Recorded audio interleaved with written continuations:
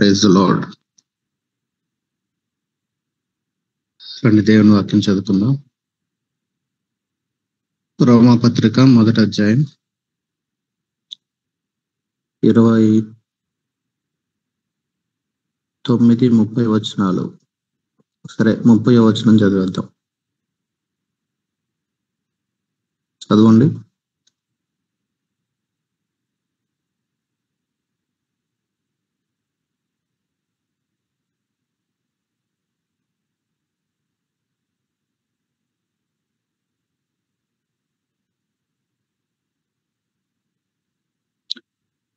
చదవండి వెంటనే.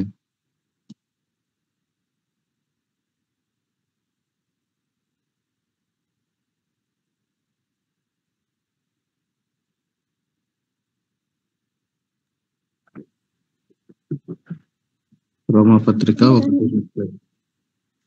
కొన్నికండ్రును అపవాదకులను దేవద్వేషకులను ఆ మొట్టమొదటి మాట ఒకటి చాలు. ఉండగాండ్రు. ఇది ఎవరి గురించి చెప్పిన లిస్ట్ అంటే, ఈ రోమాపత్రిక 1వ అధ్యాయంలో 21 నుండి ఈ లిస్ట్ అంతా కూడా అవిశ్వాసుల గురించి.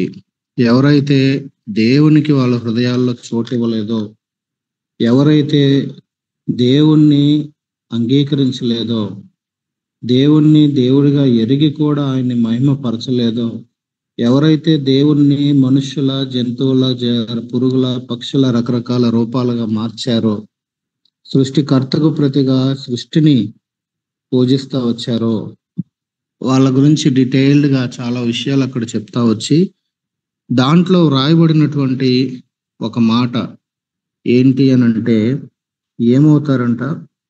వారు కొండెగాళ్ళుగా తయారవుతారు. ఈ కొండెములు చెప్పటము సింపుల్ గా మన పరిభాషలో, మన యొక్క వాడుక భాషలో చెప్పాలి అని అంటే పుకార్లు, gossip, the sin of gossip. ఈ లాస్ట్ 1 వీక్ గా జరుగుతున్న ఈ యొక్క విషయాలు, ఒక డెత్ గురించి, దాని చుట్టూ ఉన్న విషయాలను ఆలోచిస్తుంటే, ఏంటి దాని చుట్టూ జరుగుతూ ఉంది? The sin of gossip. దాని గురించి బైబిల్ ఏం చెప్తుంది? ఒక ఆయన గాసిప్ గురించి రాస్తూ, ఆయన ఇంగ్లీష్ ఆథరు, అయితే దాన్ని నేను తెలుగులో తర్జుమా చేసి చెప్పడానికి ట్రై చేస్తాను. ఈ గాసిప్ గురించి ఒక భక్తుడు మాట్లాడుతూ ఆయన అంటాడు, ఒక ఫిరంగి ఉంటుంది, ఆ ఫిరంగిలో నుంచి దాన్ని మనం పేలిస్తే పెద్ద శబ్దం చేసుకుంటూ దాంట్లో నుంచి ఒక గుండు బయటకు వస్తుంది. కొండెం గురించి ఆయన మాట్లాడుతూ, ఈ పుకారు గురించి ఆయన ఏమంటాడు అని అంటే, ఫిరంగి నుండి పెద్ద శబ్దంతో వచ్చే గుండు కన్నా ఈ కొండెము అనేది చాలా ప్రాణాంతకరమైనది. ఫిరంగి గుండొచ్చి మీద పడితే అది పడినవాడు, అది బ్లాస్ట్ అయ్యి అక్కడ ఉన్నవాడు చచ్చిపోతాడేమో, కానీ ఈ పుకారు అనేది, ఈ కొండెము అనేది, లేకపోతే ఇంకొంచెం సింప్లిఫైడ్ గా చెప్పాలంటే ఈ చాడీలు అనేవి భౌతికంగా చంపదు, కానీ ఈ కొండెము చంపకుండానే గెలుస్తుంది. ఆయన కొంచెము పోయిటిక్ భాషలో రాశాడు, కొండమే మాట్లాడుతున్నట్టుగా రాశాడు. కొండము చెప్తుందంట, నేను ప్రాణాంతకమైన దానిని, నేను చంపకుండానే గెలుస్తాను, నేను కుటుంబాలని కూల్చివేస్తాను. నేను అన్న దగ్గర కొండెము అనే మాట గుర్తుపెట్టుకుందాం. నేను హృదయాలని విచ్ఛిన్నం చేస్తాను, నేను జీవితాలని నాశనం చేస్తాను, నేను గాలి రెక్కల మీద ప్రయాణం చేస్తాను, నన్ను బెదిరించేంత బలం ఎవరికి లేదు, నన్ను భయపెట్టేంత పరిశుద్ధత కూడా ఎవరికీ లేదు. నేను అనగా కొండెము నేను సత్యాన్ని లక్ష్య పెట్టను, నేను న్యాయాన్ని గౌరవించను. నేను దిక్కులేని వారి పట్ల దయ చూపించను. నా బాధితులు సముద్రపు ఇసుకల అసంఖ్యాకంగా ఉన్నారు. వారిలో చాలా మంది అమాయకులే. నేను ఎప్పుడూ మర్చిపోను. చాలా అరుదుగా క్షమిస్తాను. నేనెవరినంటే నా పేరు కొండెము. ఈ మాటలను అర్థం చేసుకుంటే మనకి వర్తమానం అర్థమైపోయినట్టే. ఆ భక్తుడు దాని మీద ఎంతసేపు కూర్చొని ధ్యానించాడో.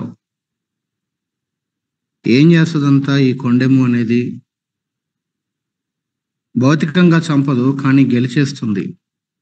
కుటుంబాలని కూల్చేస్తుంది. హృదయాల్ని ముక్కలు ముక్కలు విచ్ఛిన్నం చేసేస్తుంది. జీవితాల్ని నాశనం చేసేస్తుంది. గాలిలాగా స్పీడ్గా ఒక చోట నుంచి ఒక చోటకి ప్రయాణం చేసేస్తుంది.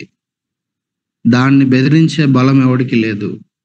దాన్ని భయపెట్టేంత పరిశుద్ధత ఎవడికి లేదు. ఈ కొండెము అనేది ఏది సరైంది, ఏది తప్పు, నేను సత్యాన్ని లక్ష్య పెట్టను. ఈ కొండెము అనేది న్యాయాన్ని గౌరవించదు. అయ్యో పాపం అని దిక్కులేని వాళ్ళ పట్ల ఈ కొండెము అనేది దయ చూపించదు. ఈ కొండెమునకు గురైనటువంటి బాధితుల సంఖ్య సముద్రపు దగ్గర ఉండే ఇసుక రేణువులంత విస్తారంగా ఉంటుంది. ఈ కొండానికి గురయ్యే వాళ్ళలో ఎక్కువ మంది అమాయకులే. ఈ కొండెము ఎప్పుడు మరిచిపోదు. చాలా అరుదుగా క్షమిస్తుంది. ఇది ఒక ప్రాణాంతకమైన శక్తి. ఇది ఏం చేస్తుంది అంటే తిరిగి సరిచేయలేనంత నష్టాన్ని తీసుకొచ్చి పెడుతుంది. మళ్ళీ దాన్ని కరెక్ట్ చేసుకుందామన్నా కూడా కరెక్ట్ చేసుకోలేనంత డ్యామేజ్ని ఈ యొక్క గాసిప్ అనేది చేసి పెడుతుంది. ఒకసారి హైదరాబాద్లో ఉన్న ఫెలోషిప్లో ఉన్న 5 సంఘాలు పిక్నిక్ వెళ్ళినప్పుడు ఒకసారి, అలాగే మే మంత్లో అరకు వ్యాలీలో జరిగినటువంటి ఎల్టీ క్యాంప్లో ఒకసారి, 2 సార్లు ఒక గేమ్ పెట్టాం అక్కడికి వచ్చినటువంటి యవనస్తులకి. ఏంటి ఆ గేమ్ అంటే, వరుసగా లైన్లో నుంచోబెట్టి మొదటి వ్యక్తికి చెవులో ఒక మాట చెప్పాం, ఒక సెంటెన్స్. ఆ వ్యక్తి పక్కనున్న వ్యక్తికి ఆ మాటను చెప్పాలి. అలాగా ఒకరి నుంచి ఒకరు ఆ మాటని చెప్పుకుంటూ చివరి వాడు దాన్ని బయటికి చెప్పాలి. అంటే మొదట ఏదైతే చెప్పామో చెవులో, చివరికి వచ్చేసరికి అదే బయటికి రావాలి. వస్తుందా అనేది అక్కడ వాస్తవంగా అది గేమ్ లాగా ఆడించినప్పటికీ దానిలో ఒక సత్యం ఉంది. దాని యొక్క ఫ్రేజ్ని మార్చేస్తూ ఉంటారు మనుషులు. దానికి కొంచెం మసాలాలు యాడ్ చేస్తూ ఉంటారు.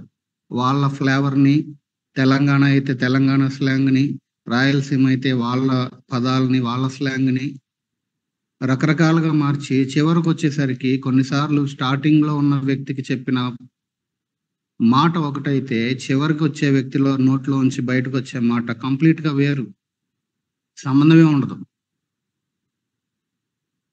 ఎందుకు ఆ గేమ్ యూత్తో ఆ రోజు ఆడించామనంటే, దేవుని బిడ్డలముగా మనము దాని కొరకై సత్యము కొరకు నిలబడేటువంటి వాళ్ళం. మనం సత్యము కొరకు నిలబడాల్సిన వారం. మనం ఏది పడితే అది మాట్లాడటానికి మనం లేము. సో కొండెము అనేది పాపము అని బైబిల్ చెప్తా ఉంది. ఈ పుకారు అనేది, లేని వార్తను పుట్టించటం అనేది పాపముగా బైబిల్ చెప్తా ఉంది. దీనికి మనము పుకారు అనొచ్చు, లేకపోతే గుసగుసలు అనొచ్చు, బైబిల్ భాషలో కొండెము అనొచ్చు, అపనిందలు వేయటం కావచ్చు. సింపుల్గా ఒకరి గురించి వెనకాల విమర్శించటం, ఒకళ్ళ గురించి వెనకాల విమర్శించటం, ఒకరి వ్యక్తిత్వాన్ని నాశనం చేసేసి వాళ్ళని ప్రతికూలమైన పరిస్థితుల్లోకి నెట్టేయడానికి మాట్లాడే మాటలే కొండెప్పు మాటలు. సింపుల్గా గుర్తుపెట్టుకోవాలంటే, మళ్ళీ చెప్తున్నాను, ఒకరి వ్యక్తిత్వాన్ని లేదా ఒకరి క్యారెక్టర్ని నాశనం చేసి వాళ్ళని ప్రతికూలమైనటువంటి పరిస్థితుల్లోనికి నెట్టేయడానికి మాట్లాడే మాటలే కొండెపు మాటలు. వాళ్ళు ఒకరి గురించి వెనక ఈ మాటలు మాట్లాడతారు కానీ ఎదురుగా మాట్లాడరు. ఈ కొండెము ఒకరి వ్యక్తిత్వాన్ని, ఒకరి క్యారెక్టర్‌ని నాశనం చేస్తది. ఇది ఒక వ్యక్తికి అశాంతిని కలిగిస్తది. ఎన్నో బాంధవ్యాలని చెడగొట్టేస్తది. కొండెములు చెప్పే నాలుక చేసే అంత లోతైన గాయాన్ని ఏ కత్తి గూడా చేయలేదు. అందుకే మనం సామెతల్లో చూస్తాం. కత్తిపోటు వంటి మాటలు కలవు. కత్తితో పొడిచినా బాగుంది గదా! ఇదేం మాటలు? అవసరాన్ని బట్టి కొన్ని వచనాలు చెప్తుంటాను. తీసి చూస్తా ఉండండి బైబిల్‌లో. ఈ కొండెము వలన, ఈ పుకార్ల వలన కలిగే నష్టాలేంటి ఇంతకి? ఇది అవిశ్వాసి యొక్క జీవితాన్ని వర్ణించే లిస్ట్ ఇప్పుడు మనం చదివింది రోమా 1లో. అవిశ్వాసి యొక్క జీవితంలో ఏమేమి ఉంటాయి? ఒక లిస్ట్ చెప్పుకుంటూ వచ్చాడు. దానిలో ఈ కొండెము కూడా ఒకటిగా ఉంది. మరలా చెప్తున్నాను, ఇది అవిశ్వాసి యొక్క జీవితాన్ని వర్ణించిన వాక్య భాగం. విశ్వాసిలో ఇది ఉండటానికి వీల్లేదు. సామెతల గ్రంథం 16వ అధ్యాయము 28వ వచనంలో మనం చూస్తాము, కొండెగాడు మిత్రభేదము చేయును. కొండెగాడు మిత్రభేదం చేస్తాడు. లేవికాండం బైబిల్ స్టడీస్‌లో మనం చూసాము. 19వ అధ్యాయము 16వ వచనంలో దేవుడు చాలా క్లియర్‌గా రాయించి పెట్టాడు. తీసి చూడండి బైబిల్‌లో. 19, 16 లేవికాండం. నీ ప్రజలలో కొండెములాడుచు ఇంటింటికి తిరగకూడదు. ఎందుకంటే నేను యెహోవాను. దేవుడు ఒక వార్నింగ్ ఇచ్చాడు ముందే ఇజ్రాయేలీయులకి. కొండెములాడుతూ ఇంటింటికి తిరగకూడదు. కొండానికి ఈ పుకారుకి ఉండేటువంటి సమస్య ఏంటో తెలుసా? మరలా తిరిగి సరిచేయలేనంత నష్టాన్ని కలిగించేస్తుంది ఇది. మరలా తిరిగి సరిచేయలేనంత డ్యామేజ్ చేస్తుంది. ఒకసారి ఒక యవనస్తుడు ఒక పాస్టర్ గారి దగ్గరకు వచ్చి, నేను ఒకళ్ళ మీద ఒక అపవాదు వేసి తప్పు చేశాను, నేను పాపం చేశాను, మరి నేనేం చేయాలి అని ఆ పాస్టర్ గారి దగ్గరకు వచ్చి అడిగితే ఆయన అన్నాడంట,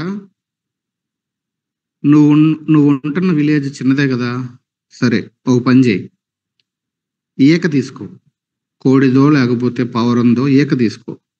కొన్ని ఈకలు తీసుకొని మీ మీ ఊర్లో ఉన్నటువంటి ప్రతి గడప దగ్గరికి వెళ్ళి ఒక్కొక్క గడప దగ్గర ఒక్కొక్క ఈక పెట్టురా అన్నాడంట.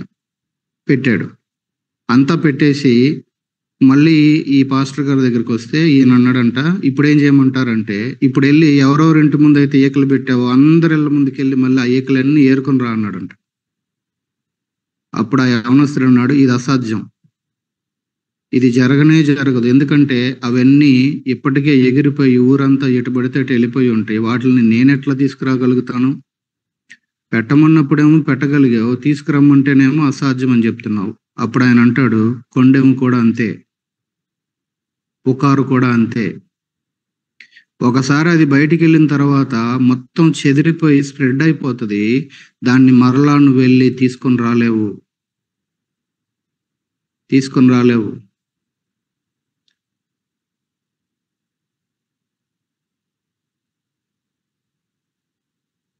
ఈ 1 వీక్ నుంచి ఇక యూట్యూబ్ ఓపెన్ చేసిన, సోషల్ మీడియాలో చూసిన, ఇక మనోళ్ళ స్టేటస్లు చూసిన, ఇక ఒకటే హడావిడి.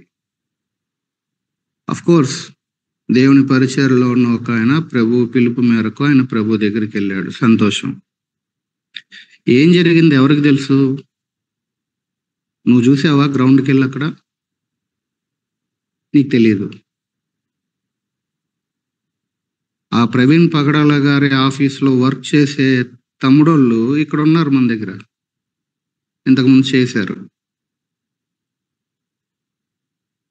ఆయనకి సమీపంగా ఉన్న కొంతమంది వ్యక్తులు తెలుసు. ఆ వ్యక్తి గురించి, ఆయన పర్సనల్ లైఫ్ గురించి తెలియదు, ఆయన పరిచర్య గురించి తెలియదు. నిన్న ఒకళ్ళు అడుగుతున్నారు, ఆయన ఎవరండి, ఇప్పుడు దాకా ఎప్పుడు వినలేదు బ్రదర్, ఆయన పేరు అసలు, హైదరాబాద్లో ఇంతకాలం నుంచి ఉంటున్నాను. తెలవకపోయి ఉండొచ్చు. అయితే ఈ హోల్ ప్రాసెస్లో అది యాక్సిడెంటా హత్య అనేది అది మనకు తెలీదు. తెలియనప్పుడు, సందేహం ఉన్నప్పుడు అనుమానము అని చెప్పు. ఎందుకంటే అది అనుమానం కాబట్టి. కానీ అది హత్య అని, లేకపోతే అయ్యుండొచ్చు. నేనేమి ఇప్పుడు దాన్ని వ్యతిరేకించట్లా. ఇది అయ్యటానికి ఛాన్స్ ఉంది. అది అవ్వటానికి ఛాన్స్ ఉంది. మేబీ, మేబీ అన్నప్పుడు అయ్యుండొచ్చు అనే మాటే వాడాలి మనం. ఎందుకంటే క్రైస్తవులము సత్యం వైపు నిలబడాలి. క్రీస్తు కొరకు హతసాక్షి అని, ఎవరి ఛానల్‌లో వాళ్ళు నోటికొచ్చినవన్నీ ఏది పడితే అది మాట్లాడతా. ఓపెన్ చేస్తే అవే వస్తున్నాయి. ఆఫ్‌కోర్స్ అది ఏదైనా అయ్యుండొచ్చు. ఇంతకీ ఎందుకు ఇప్పుడు ఈ అంశం మనం ధ్యానించుకోవాల్సి వస్తా ఉందంటే, దేవుని బిడ్డలంగా ఒక సమస్యొచ్చినప్పుడు, ఒక ఇబ్బంది కలిగినప్పుడు, ఇలాంటిది ఒకటి జరిగినప్పుడు, మనము ఈ సమయం ఏంటో తెలుసా? క్రైస్తవులముగా మన యొక్క శీలాన్ని లోకానికి చూపించే సమయం ఇది. Who we are. ఒక సమస్యొస్తే, ఒక ఇబ్బంది కలిగితే, క్రైస్తవులముగా మేము ఏంటో, మా వైఖరి ఏంటో, మా బిహేవియర్, మా ప్రవర్తన ఏంటి అని లోకానికి చూపించే టైం ఇది. సత్యం వైపు నిలబడాలి. యథార్థతని పట్టుకొని ఉండాలి. తోలనాడటాలు, లిటరల్‌గా బూతులు వాడతా, వేరే మతానికి చెందిన కొంతమంది పేర్లెత్తుతూ, వాళ్ళని దూషిస్తూ ఏం మెసేజ్ ఇస్తున్నాం మనం? నాకు చాలా దుఃఖం కలుగుతా ఉంది. ఈ హోల్ ప్రాసెస్‌లో గ్రౌండ్‌లో ఉండి చూసినోళ్ళు ఎవ్వరు లేరు. ఇవన్నీ స్పెక్యులేషన్సే. ఇంకా వస్తున్నాయి. నిన్న కొన్నొచ్చినియి, ఈరోజు కొన్నొచ్చినియి. ఇంకా 4 రోజులైతే ఇంకా 4 వస్తాయి. సత్యం ఏంటి? ఆయన చనిపోయింది సత్యం. ఆయన ప్రభువు పనిలో ఉన్నది సత్యం. ఆయన ప్రభువు దగ్గరికెళ్ళాడనేది సత్యం. ఆయన భార్య చెప్పిన మాటను బట్టి సంతోషం. ప్రభువుకి మహిమ. ఈవెన్ అది డెత్ అయినా, అది ఏ రకంగా జరిగిందైనా క్షమిస్తాను అంది. అయిపోయింది. క్లోజ్. అయితే ఈ హోల్ ప్రాసెస్‌లో మనం నేర్చుకోవాల్సింది ఏంటి అనంటే, ఇప్పుడు నేను ఆయనకి పేర్లు పెట్టేవాడిని కాదు. ఇలాంటి ఒక ఇన్సిడెంట్ వచ్చినప్పుడే లోకానికి మనం మన క్యారెక్టర్‌ని, మన శీలాన్ని చూపించాల్సిన టైం ఇది. ఉద్రేకాలకి, కక్షలకి, కోపాలకి, పగ తీర్చుకోవడానికి, ప్రతీకారం తీర్చుకునే వైఖరితో కూడిన మాటల్ని లోకం ముందుకు తీసుకెళ్ళటానికి, వేరే మతానికి చెందినటువంటి వారి మీద ఇష్టమొచ్చినట్టు తోలనాడటానికి, బూతులు మాట్లాడటానికి కాదు.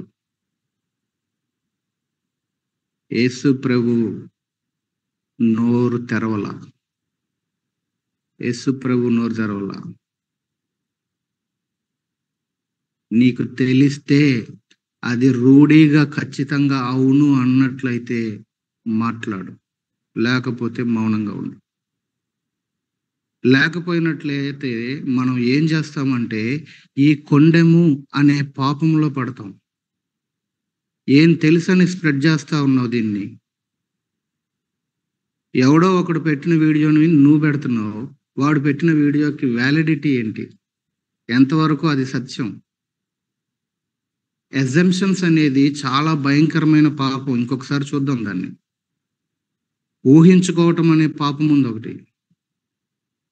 మనం ఎప్పుడు గర్వము, ఈర్ష్య, లేకపోతే అసూయ, కోపము కొన్ని టచ్ చేస్తాము, కొన్ని టచ్ చెయ్యం. క్రైస్తవ్యంలో ఉన్న మరొక భయంకరమైన పాపము అజంప్షన్స్.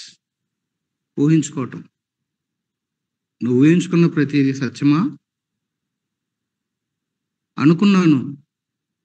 నువ్వు అనుకున్నంత మాత్రాన అది సత్యమా? 13వ కీర్తనలో దావీదు అంటాడు, దేవుడంట ముఖం తిప్పేసుకుని ఆయన వైపు ఈపు తిప్పాడంట. ఎంతకాలము? How long, how long, how long అని 4 సార్లు ఉంటుంది 13వ కీర్తన మొదటి నుంచి చూస్తే. ఎన్నాళ్ళ వరకు, ఎన్నాళ్ళ వరకు, ఎన్నాళ్ళ వరకు? ఇదంతా ఆయన ఊహ, అజంప్షన్. కిందకొచ్చేసరికి, చివరి వచనం దగ్గరకు వచ్చేసరికి రియలైజ్ అవుతాడు సత్యాన్ని గురించి. దావీదు కూడా ఒక టైం వచ్చేసరికి సౌలు తరుముతా ఉన్నాడు. ఆయన ఇక ఎక్కడి నుంచి ఎక్కడికి వెళ్ళినా సరే సౌలు నన్ను చంపడానికి మళ్ళీ మళ్ళీ ట్రై చేస్తానే ఉన్నాడు. కాబట్టి నేను ఇక్కడ నుంచి తప్పించుకొని ఫిలిస్తీ దేశంలోకి వెళ్ళిపోతాను. అప్పుడు సౌలు నన్ను తరుముటం అనుకున్నాడంట ఈయన. వెళ్ళిపోయాడు. ప్రాణం కాపాడుకోవడానికి వెళ్ళాడు ఫిలిస్తీ దేశంలోనికి. మళ్ళీ ప్రాణం పోయే పరిస్థితుల్లో అదే ఫిలిస్తీ దేశంలోకి వచ్చాడు.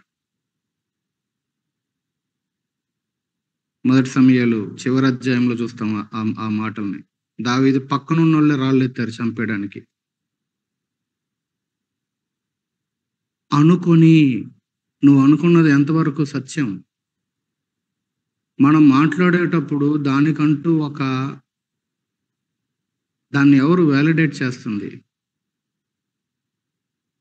నీ మాట అవునంటే అవును, కాదంటే కాదు అని బైబిల్ మాట్లాడాలని బైబిల్ మనకి బోధిస్తూ ఉంటే ఎలా మాట్లాడతావు ఏది పడితే అది?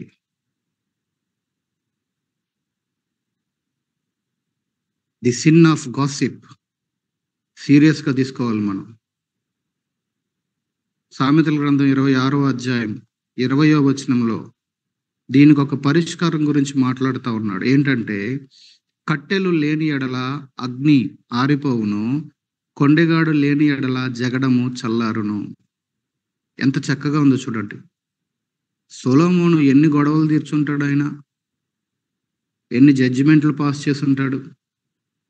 ఆయన సామెతల్లో ఈ మాట మనకు కనబడుతుంది. కట్టెలు లేకపోతే ఎలాగైతే అగ్ని ఆరిపోతుందో, కొండెగాడు లేకపోతే జగడము చల్లారిపోద్ది. ఈ జగడం ఇప్పుడప్పుడే చల్లారేదిలాగా లేదు. కొండగాళ్ళు ఉన్నంతసేపు ఇది ఆగదు. కొండెమును ప్రోత్సహించే వాతావరణంలో ఉన్నాం మనం. ఇది వృద్ధి చెందుతూనే ఉంది. కొండెగాడు మాట్లాడుతున్నాడు అంటే ఆ కొండెపు మాటలు వినేవాడు కూడా ఉన్నాడు. దాని ఫలితంగా ఏమవుతుంది?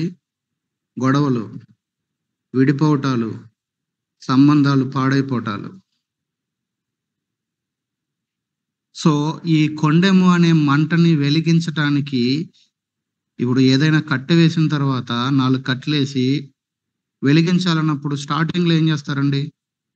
కిరోసినో, పెట్రోలో ఏదో ఒక ఇంధనం పోసి వెలిగిస్తారు స్టార్టింగ్లో. తర్వాత అంటుకున్నాక ఇక మండుతూ ఉంటాయి. ఈ కొండెము అనే మంట వెలిగించడానికి ఆ ప్రారంభంలో పోసే ఇంధనంగా విశ్వాసులు ఎప్పుడు ఉండకూడదు. ఈరోజు అది నేను ధ్యానించాలని ఆశపడతా ఈ అంశాన్ని ఎత్తుకున్నాను. ఆ మంటని వెలిగించే ఇంధనంగా విశ్వాసులు ఎప్పుడూ ఉండకూడదు. అలాంటి వాతావరణం నుంచి మనం దూరంగా వెళ్ళిపోవాలి. అదే 26వ అధ్యాయం 20 చదివాం కదా, కిందకి రండి. 22వ వచనం చూడండి. పనికి మాలిన మాటలు రుచిగల పదార్థములు వంటివి, అవి లోపలి కడుపులోనికి దిగిపోవును. ఈ దానికే ఇంకొక మాట వాడాడు. ఈ కొండెపు మాటలు లేదా ఈ పనికి మాలిన మాటలు రుచిగా ఉంటాయి. ఇట్లా అంట, అట్లా అంట, ఇదిగో అక్కడికి వెళ్ళారంట, ఇది చేశారంట, ఇది కొన్నారంట. ఎంత రుచో లోపలి కడుపులోనికి దిగిపోతా ఉంటాయి. ఈ కొండెము అనే పాపానికి చాలా శక్తి ఉంటుంది. ఏ శక్తో తెలుసా? దాని దగ్గరికి తొందరగా ఆకర్షిస్తుంది. ఆకర్షణీయమైన శక్తి ఉంటుంది దానికి. రుచిగల ఆహారం, బాగున్న ఫుడ్ని అంత తొందరగా మనం కాదనలేం. తింటాం, కావాలంటే బాగుంది కాబట్టి ఇంకొక 2 ముద్దలు ఇంకో రౌండ్ వేసుకొని తినడానికి కూడా ఇష్టపడతాం. కానీ ఈ కొండెమనే పాపానికి అంత తొందరగా మనం అట్రాక్ట్ అవ్వకూడదు. కానీ దానికి ఆ శక్తి ఉంది. దానికి ఉంది, కానీ అది మనల్ని లొంగ తీసుకునేలాగా మనం ఉండకూడదు.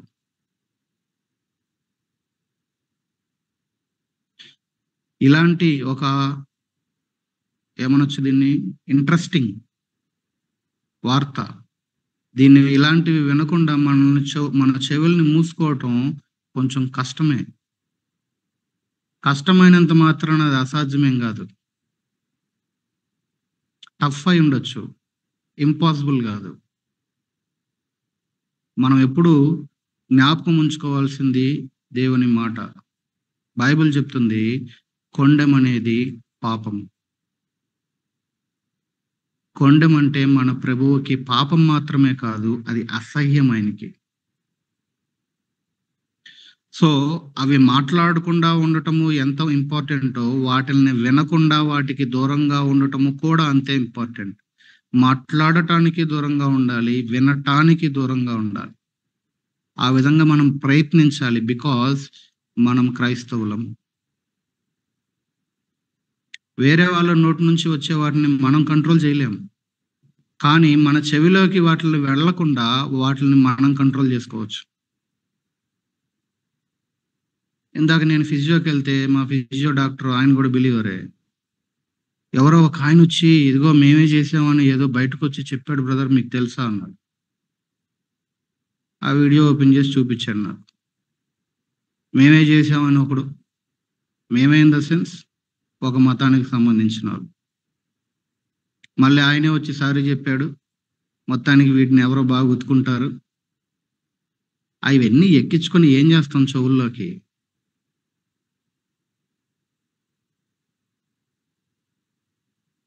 చెవులు తెరవబడి ఉన్నంత సేపు తెరచిన నోర్లు తెరచినట్లే ఉంటాయి.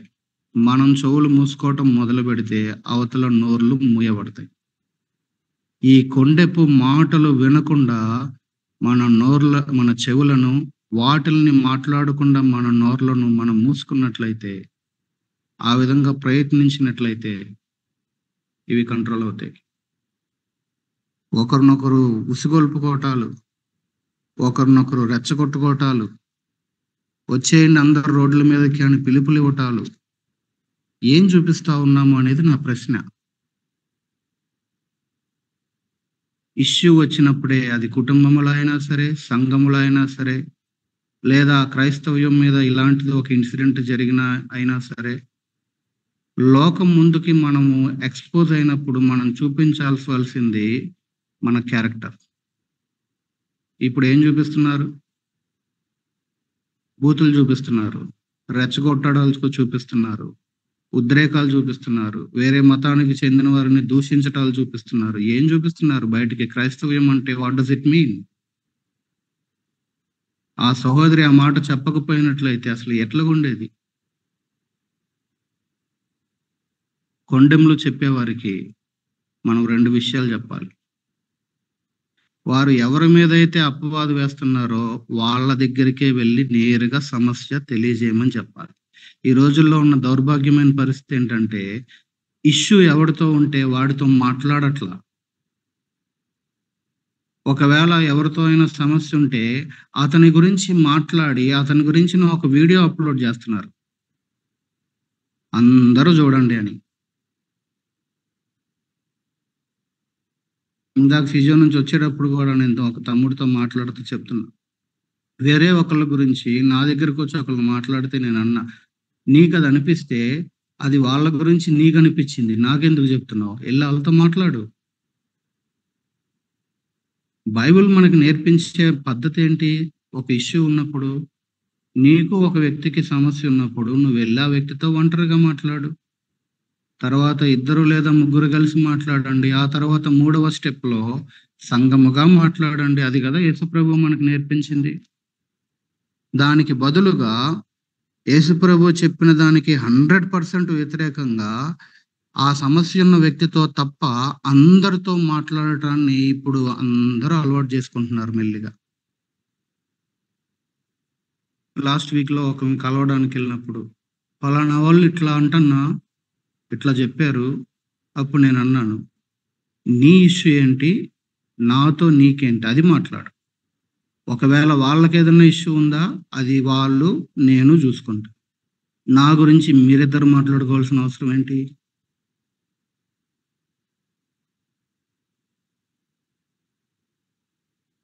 అంటే ఇక వాక్యానికి విలువేంటి నాకర్థం గాలేదు. మనము నేర్చుకోవాల్సిందండి. ఇష్యూ ఉంటే, ఇష్యూ ఉన్న వ్యక్తితో పర్సనల్‌గా మాట్లాడు. తర్వాత ఇద్దరు లేదా ముగ్గురు మాట్లాడండి. అది గూడా క్లోజ్‌గా. ఆ తర్వాత సంఘముగా చెప్పమని యేసే మనకు నేర్పించిన పద్ధతి. ఆ విధముగా మనం ప్రోత్సహిస్తే, ఆ విధముగా మనము చేస్తూ, ఒకవేళ ఇతరుల గురించి ఎవరైనా మన దగ్గర మాట్లాడే ప్రయత్నం చేసినప్పుడు, మనం వాళ్ళని ఆపి, ఇది మీకు, వారికి సంబంధించింది గాబట్టి, మీరిద్దరూ పర్సనల్‌గా మాట్లాడుకోండి. ఆ విషయం వచ్చి నాకెందుకు చెప్తావు మధ్యలో? అని మనము కంట్రోల్ చేయగలిగితే, ఈ కొండెములు చెప్పేటువంటి నోరులు మెల్లిగా మూతబడతాయి. ఇప్పుడు ప్రశ్నేంటంటే, ఇది అవిశ్వాసులకు ఉండేటువంటి గురుతు అని బైబిల్ చెప్తుంటే, విశ్వాసులలో ఇది కనబడటానికున్న ప్రధానమైన కారణం ఏంటి అని ఒకవేళ ప్రశ్నించుకుంటే, దానికి దొరికే సమాధానం ఏంటి? ఇతరుల పట్ల ప్రేమ లేకపోవటమే. ఈ పాపానికి ప్రధానమైన కారణం ఏంటి? ఇతరుల పట్ల ప్రేమ లేకపోవటమే. ఎప్పుడైతే వ్యక్తుల మీద ప్రేమ తగ్గిపోతా ఉంటదో, తగ్గుతుందో లేకపోతే అసలు పూర్తిగా పోయిందో, అప్పుడు ఆటోమేటిక్‌గా వారిలో ఉన్న లోపాలనే జూస్తాం గాబట్టి, వారి మీద నిందలు వేసేటువంటి అవకాశం ఎక్కువగా తీసుకుంటాం. ఎఫెసీ పత్రిక 4వ అధ్యాయానికి రండి. ఇక్కడ పౌలు ఎఫెసీ సంఘానికి రాస్తూ ఏం మాట్లాడుతూ వచ్చాడు? ఎఫెసీ పత్రిక 4వ అధ్యాయం 29వ వచనం దగ్గర 29 వినువారికి మేలు కలుగునట్లు అవసరమును బట్టి క్షేమాభివృద్ధికరమైన అనుకూల వచనమే పలుకుడి గాని దుర్భాష ఏదైనను మీ నోటికి రానియకుడి. దేవుని పరిశుద్ధాత్మను దుఃఖపరచకుడి అని చెప్పి 31, 32 వచనాల వరకు చూస్తే 32లో ఇట్లా అంటాడు, క్రీస్తునందు దేవుడు మిమ్మల్ని క్షమించిన ప్రకారం మీరును ఒకరినొకరు క్షమించండి. అదంతా ఒకటే సందర్భం. సో, వినువారికి మేలు కలిగే క్షేమాభివృద్ధికరమైన వచనమే పలకండి. అది కూడా విస్తారంగా కాదు, అవసరమును బట్టి. ఎంత అవసరమైతే అంతే పలుకు. దుర్భాష రానియద్దన్నాడు. ఇప్పుడు అదే వినబడుతుంది. ఈ విధంగా చేస్తున్నప్పుడు ఏం జరుగుతుందని ఎమ్మటే రాయబడింది 30వ వచనంలో, దేవుని పరిశుద్ధాత్మను దుఃఖపరచకుడి. ఆయన దుఃఖపడుతున్నారు. వద్దన్నది చేస్తుంటే ఆయన దుఃఖపడక ఏం చేస్తారు?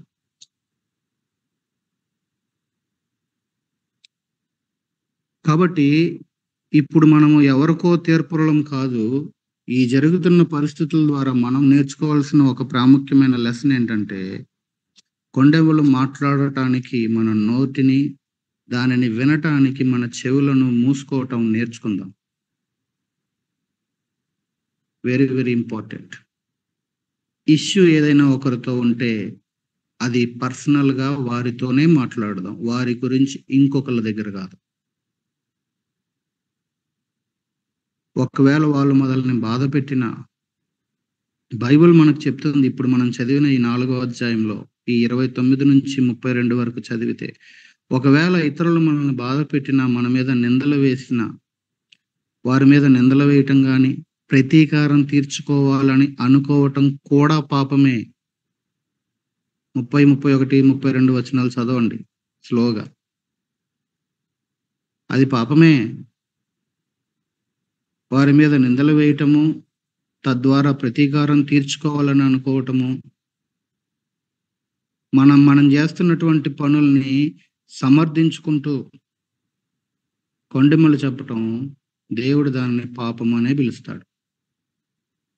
సో, ఒకటి ప్రేమ లేకపోవటం. ఇంకేం కారణాలున్నాయి? ఇంకేం కారణాలున్నాయి?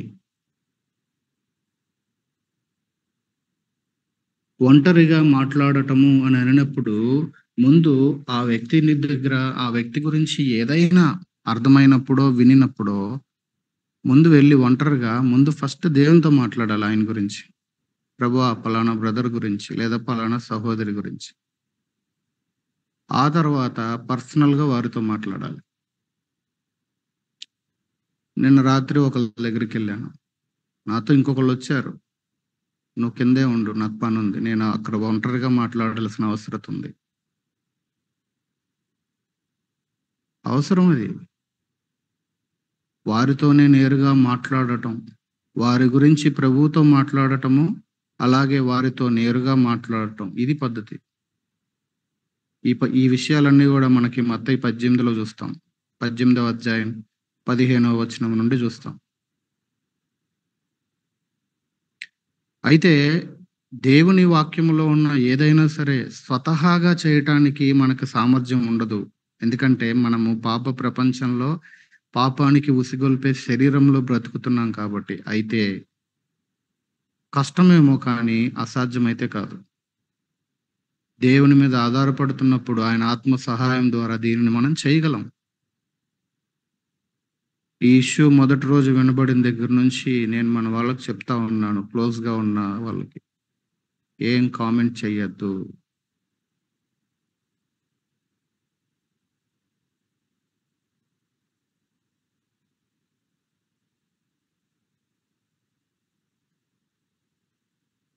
సో, సింపుల్ అండి. ఇతరులు మనకి ఏది చేయకూడదని మనం అనుకుంటామో, వాటిని మనం ఇతరులకి చేస్తే అది ఎంతవరకు సమంజసం? మన గురించి ఎవ్వరు పుకార్లు చేయకూడదు. మన గురించి ఎవ్వరు కొండెలు మాట్లాడకూడదు. కానీ నేను ఇతరుల గురించి మాట్లాడతానంటే ఎలా కుదురుతది? లాస్ట్ వీక్‌లోనే ఒకళ్ళకి చెప్పాను. పర్సనల్‌గా కలవటానికెళ్ళినప్పుడు. పలానా వాళ్ళు ఇట్లా చెప్పారు అనంటే, నీకు చెప్తున్నాను విను. ఎవరైతే ఈ విధంగా నీ దగ్గరకొచ్చి ఇలా చెప్పారో,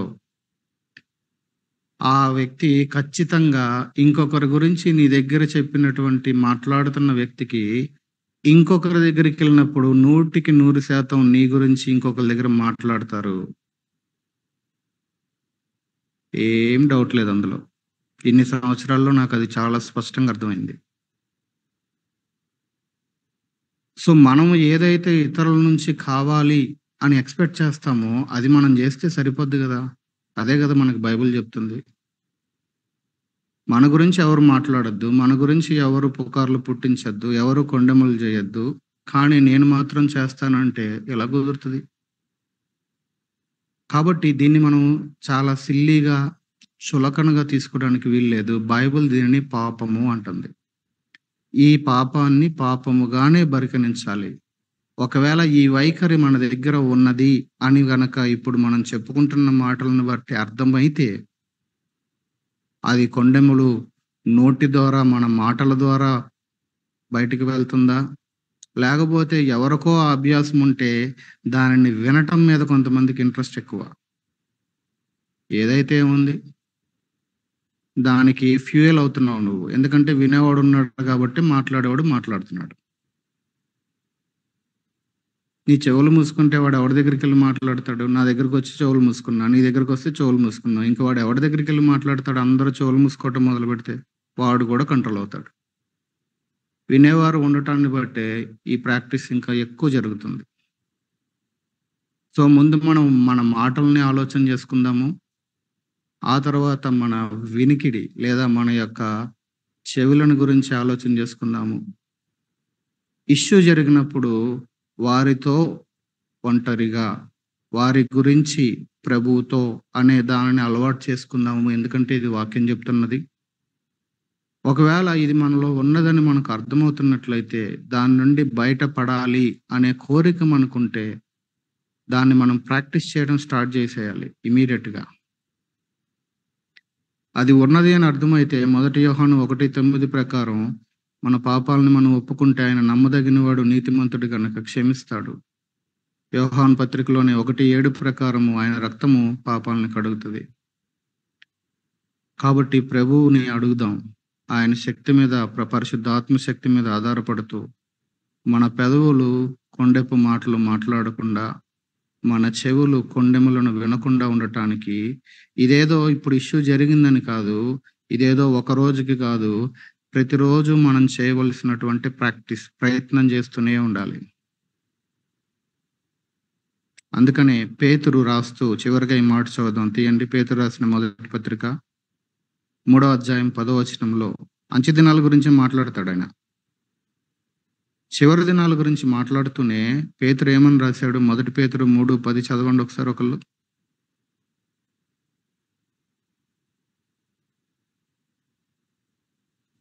చదవండి వెంటనే.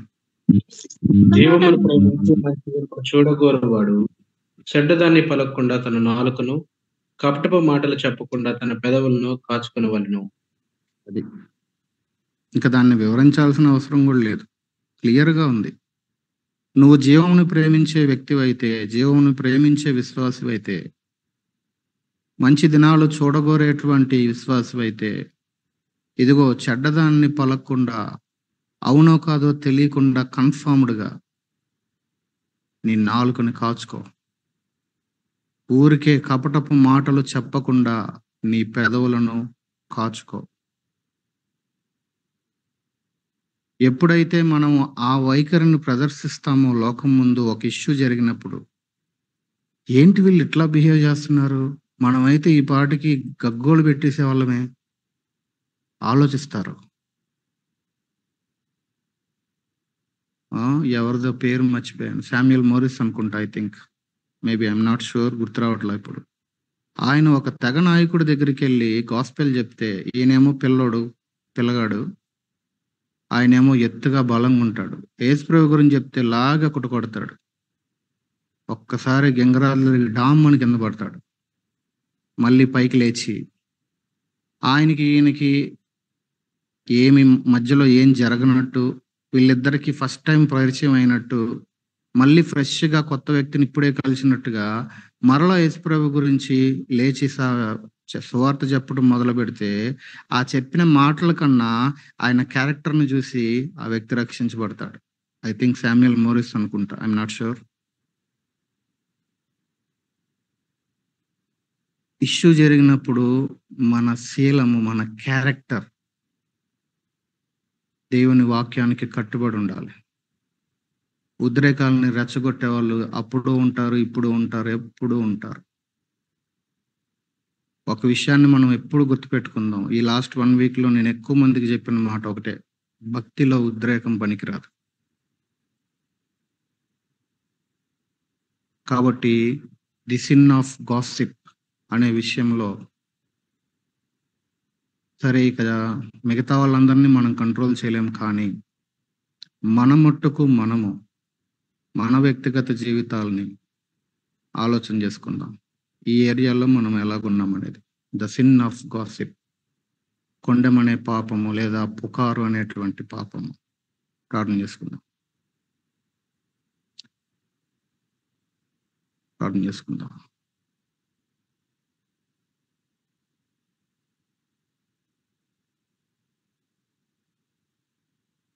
ఒక 1 minute ప్రార్థన చేయండి. అందరూ ఎవరికి కాల్ చేయండి.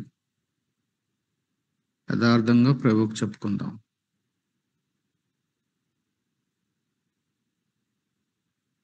ఎన్నిసార్లు అది అవునో కాదో తెలియకుండా ఖచ్చితంగా ఇదే అనే స్టేట్మెంట్లు పాస్ చేశాం. ఈ కేసు గురించి మాట్లాడట్లేదు నేను.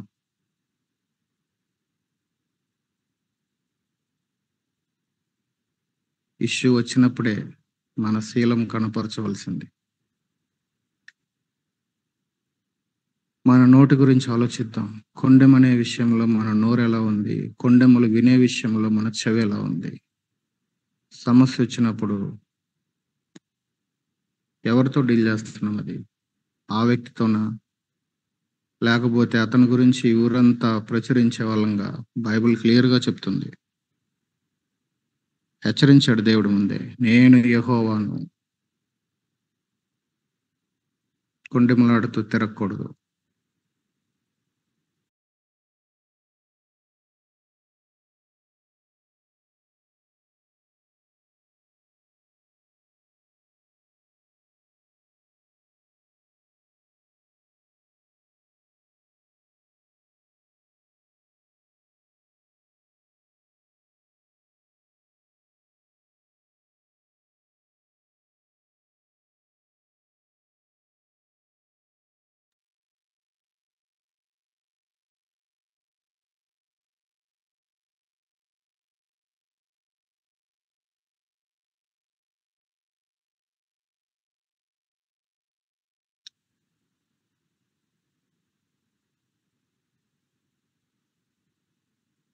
రండి, దయచేసి ఎవరైనా ఒకరు ప్రార్థన చేయండి.